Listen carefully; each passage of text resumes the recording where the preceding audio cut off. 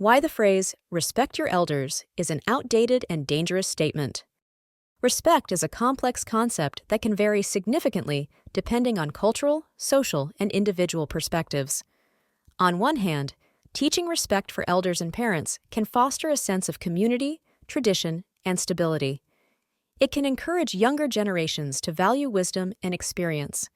However, this unqualified respect can lead to situations where authority figures may exploit that respect for their own gain, potentially resulting in abuse or manipulation. The potential dangers of instilling a culture of blind respect are profound. The idea that respect should be earned rather than given freely aligns with the notion that individuals should be held accountable for their actions, regardless of their age or status. This perspective encourages critical thinking and discernment, allowing individuals to assess whether someone truly deserves respect based on their behavior and character. When children are taught to respect authority figures without question, they may become susceptible to manipulation and abuse. The phrase, respect your elders, has been passed down through generations, but it lacks nuance and can inadvertently empower individuals with harmful intentions. This blind obedience can lead children to ignore vital warnings, such as, don't talk to strangers, putting them at risk of exploitation by those who should be trusted. The phrase, respect your elders, can be harmful when it fosters blind obedience, making children vulnerable to exploitation and abuse. This unqualified respect can be manipulated by narcissistic or toxic parents and grandparents, who may use it to exert control and avoid accountability for their harmful behaviors. Tragically, many instances of sexual or domestic abuse occur within the family, often perpetrated by trusted relatives such as uncles or even parents. It's important to consider that respect doesn't have to be blind. It can be situational and conditional. Teaching children to respect authority figures while also encouraging them to question behaviors that seem unjust or abusive can create a healthier dynamic. Teaching respect should not equate to unquestioning submission. Instead, it should be a principle that emphasizes discernment and critical thinking. It's essential to cultivate an environment where respect is given to those who earn it through their actions, rather than a blanket rule that applies to age or position alone. Elders and authority figures are not inherently good or deserving of respect. Their behavior and integrity should be the guiding factors. Moreover, respect learned through fear is not genuine. Fear-based respect may elicit compliance in the short term, but it stifles open communication and emotional growth. Children who fear punishment are less likely to seek guidance or express their concerns, making them more vulnerable as they grow. Genuine respect is cultivated through admiration and modeling desirable behaviors. When parents and authority figures act with integrity, kindness, and accountability, children learn to respect them and others in return. Teaching respect through fear relies on imposing authority and creating an environment of intimidation. In this approach, compliance may be achieved, but it often stifles open communication and genuine understanding. Children may follow rules out of fear of punishment rather than a true appreciation for respect itself. In contrast, genuine respect is cultivated through positive interactions and modeling behavior. When respect is given freely, children learn to value it because they experience it in their relationships.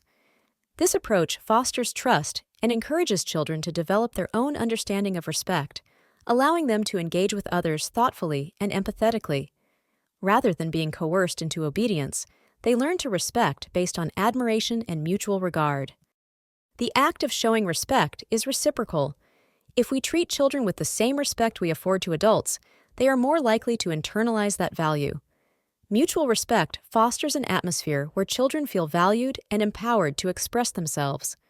This respect should be dynamic, meaning it can be lost or earned based on actions and character. To teach a child respect, they must experience it firsthand, through our words, our actions, and the way we value them from the very beginning. Ultimately, creating a balance in how we teach respect is crucial. We should guide children to be generally respectful, while also encouraging them to think critically about whom they respect and why. By instilling awareness of abusive behaviors and the importance of personal boundaries, we can empower children to navigate relationships safely and thoughtfully. Respect begins at home. When we treat children with kindness and dignity, we lay the foundation for them to respect others. Teaching a child respect involves fostering an environment built on trust and understanding, rather than fear and control. Fear-based tactics may compel children to comply in the short term, but they can severely harm the parent-child relationship in the long run. Children raised in fear may hesitate to share their thoughts or feelings, leading to a disconnect that can last into adulthood. To cultivate authentic respect, parents should model the behaviors they wish to instill. This means speaking to children as equals, listening to their perspectives, and allowing them the space to express themselves freely. By treating children with respect from a young age, parents show them that their feelings and opinions matter. This not only boosts their confidence, but also reinforces the idea that respect is a two-way street. Interrupting children or dismissing their interests can undermine their sense of self-worth. Instead, parents should encourage their children to complete their thoughts and engage in meaningful conversations. When children feel heard, they are more likely to develop a genuine respect for themselves and others. Furthermore, showing trust is crucial. Allowing children to make their own choices and learn from their mistakes fosters independence and responsibility.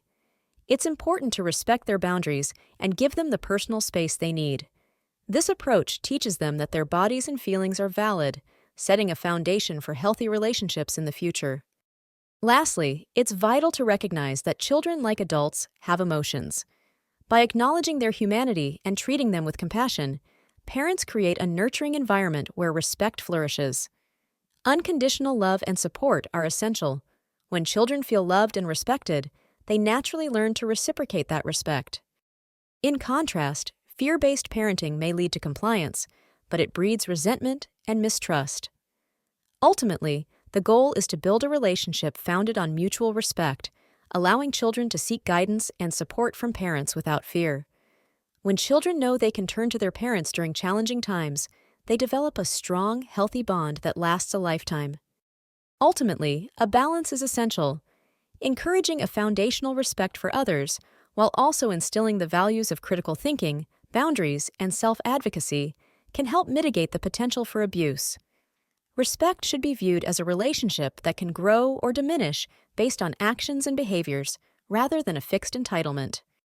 In conclusion, respect is a valuable asset that should be earned and cultivated through genuine interactions rather than imposed through fear or obligation. By prioritizing mutual respect, we can foster healthier relationships that not only honor the wisdom of elders, but also protect the vulnerable from potential abuse, creating a more compassionate society. By 𝗥𝗲𝘀𝗽𝗰𝘁.